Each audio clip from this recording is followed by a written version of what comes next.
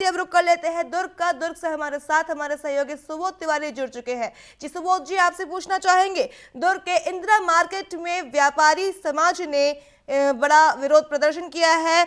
लंबित मांग और अवैध वसूली को लेकर के व्यापारियों ने विरोध प्रदर्शन किया है। क्या कुछ इस पर जानकारी निकलकर सामने आ रही है और इसके साथ ही दुर्ग में ऐसी कौन सी खबरें हैं जो आज दिन भर सुर्खियों में रहने वाली है?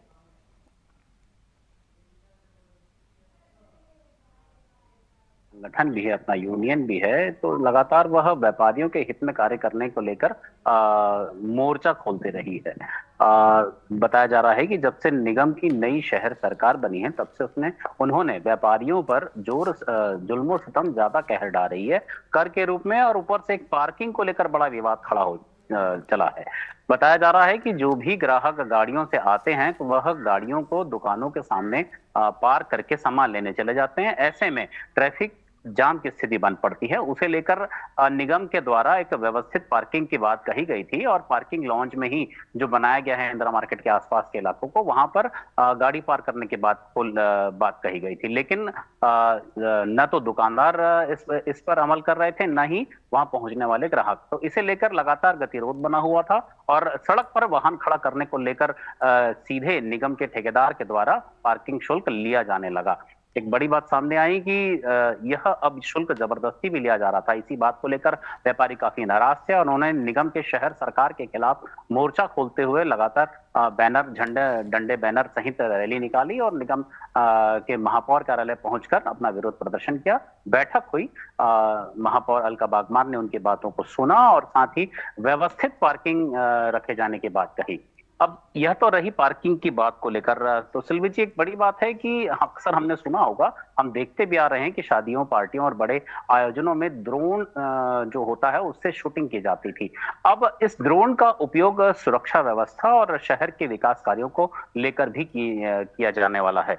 इसे लेकर दुर्ग नगर पालिका निगम के द्वारा जो है राज्य सरकार को एक चिट्ठी भी लिखी गई है कि उसके तहत जो योजना है शासन को लेकर प्रस्ताव भेजने की जो बात है उसकी तैयारी की जा रही है। इससे राजस्व में भी वृद्धि होगी, क्योंकि जगह जगह जिस तरीके से निर्माण कार्य किए जा रहे हैं बगैर अनुमति के, तो उस पर भी ड्रोन से नजर रखी जाएगी। और साथ ही जिस तरीके से भीड़ भाड़ वाले इलाके हैं जहां पर पार्किंग को लेकर विवाद रहता है, वहां पर ड्रोन से उसकी निगरानी की जाएगी।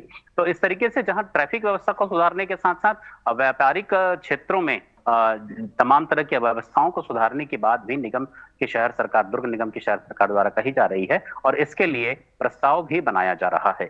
दूसरी बड़ी बात है सिल्वी जी, मैं अपने दर्शकों को बताना चाहूंगा कि दुर्ग में 19 सितंबर को एक बड़ी बैठक होगी राज्य शासन की, जिसमें तमाम उप मुख्यमंत्री, गृह मंत्री और मुख्यमंत्री भी विशेष रूप से वहां मौजूद रहेंगे उस बैठक में। यह राज्य ग्रामीण एवं अन्य पिछड़ा वर्ग क्षेत्र विकास प्राधिकरण की बैठक होगी, जिसमें बताया जा रहा है कि बैठक में करीब 75 करोड़ रुपए से भी अधिक के नए कार्यों को, नए विकास और निर्माण कार्यों को स्वीकृति मिल सकती है, जिसके योजना बनाई गई है। और यह सारी योजनाओं को पीडब्ल्यूडी विभाग के सभागार में बैठक के दौरान पेश किया जाएगा। और साथ ही हो सकता है कि इस 75 करोड़ के विकास कार्यों की सौगात न केवल दुर्ग जिले बल्कि अन्य आसपास के इलाकों के लोगों को भी मिल जाए। तीसरी बात, मौसम को लेकर बात करेंगे सिल्वी जी। लगातार उमस भरा मौसम जारी है। हालांकि मौसम वैज्ञानिकों के अनुसार बार बार यह कहा जा रहा है या संकेत दिए जा रहे हैं, संभावना जताई जा रही है कि बारिश कभी भी हो सकती है, छुटपुट भी हो सकती है, तेज भी हो सकती है और खंड वर्षा के रूप में भी इसे देखा जा सकता है। लेकिन जहां अगर शहर दुर्ग जिले के बारे में बात करें या संभाग के बारे में बात करें तो छुटपुट वर्षा देखने को मिली है खंड वर्षा के रूप में। साथ ही गर्मी काफी तेज बढ़ गई है। उमस भरे मौसम से लोग परेशान हैं। सिल्वी जी। जी सुबोध जी, तमाम जानकारियों के लिए आपका धन्यवाद।